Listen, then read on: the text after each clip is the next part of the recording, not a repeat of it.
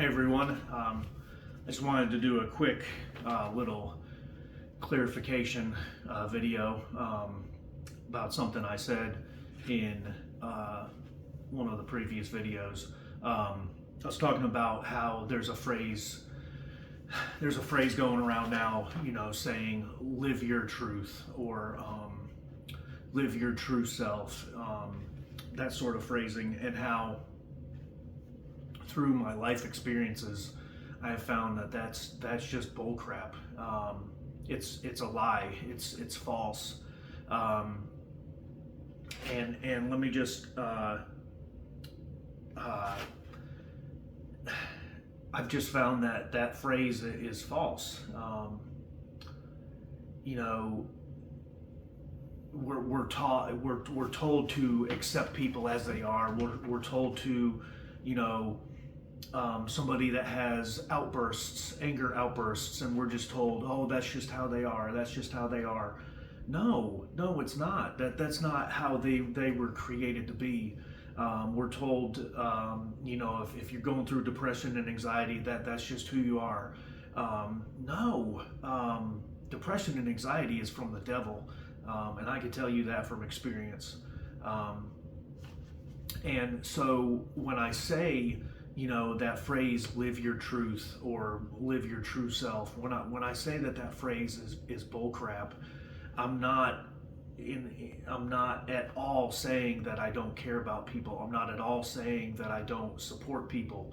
I've been down some very dark roads in life, roads that I wouldn't wish on my worst enemy. But here's what I found. Okay, here's what I found.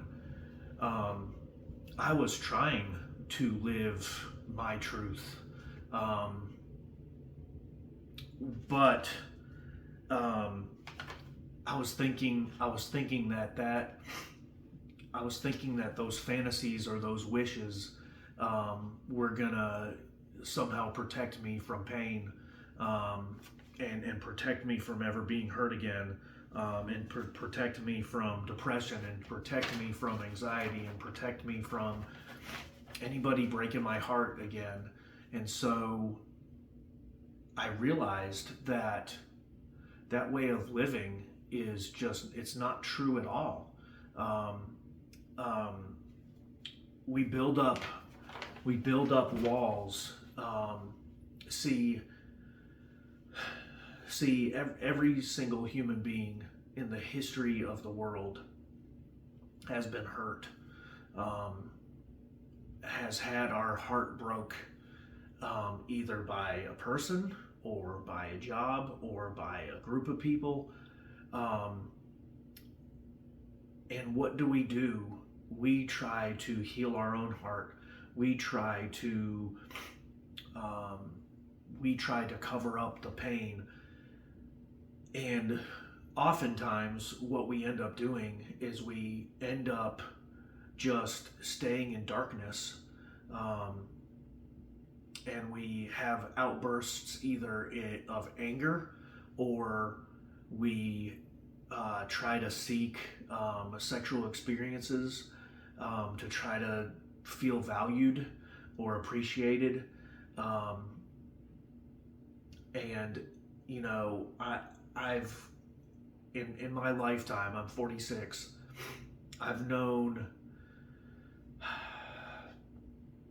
12, 13, 14, maybe even more women that have been abused, whether physically, mentally, emotionally, verbally, and the majority of those women have turned to sexual experiences to try to fulfill something, to try to feel loved, to try to feel valued. And here's the God's honest truth. I've been down that road, and I'm just going to be vulnerable because I think that the world needs more vulnerable people. Rejected by women. I actually went to try to create love in sexual experiences, and what that ended up doing is just hurting me and the woman involved, um, badly, very badly. Um, so I was trying to live my truth, and it ended up hurting me a lot more than I was already hurt. Um, and here's the thing: the Lord. Um, it wasn't me coming to a realization that that life was destructive. The Lord showed me that what I was doing was never going to work. What I was doing was never going to protect me from pain. What I was doing was never going to cleanse me. What I was doing was never going to heal my broken heart. Um, and so the Lord had to show me that. I didn't just wake up one day and was like, oh, okay, well, I guess I have to try to fix this. The Lord, and this is just my experience, the Lord longs to fix your life. The Lord longs to heal your heart. The Lord longs to rescue you from the darkness. The Lord longs to redeem you and to purify you. The Lord longs to cleanse you. The Lord longs to come in and take all the darkness, all the pain, all the hurt, and the Lord wants to remove that. And it's not just a covering. It's not just a covering up the pain. It's not just a covering up the darkness. It's a removing the pain, removing the darkness, and setting you free. And so I needed to see who the Lord created me to be, and not what I wanted to create myself to be. And so, and that goes on in life across the board. We try to create a career for ourselves. We try to create a successful career to make lots of money. Guess what? Sometimes it works, most of the time it doesn't. We try to create a home atmosphere for ourselves that's loving and joyful and exciting. And guess what? Sometimes it works and sometimes it doesn't. The point being, we try to create for ourselves a life that we want it to be. Um, and the Lord wants it to be so much more.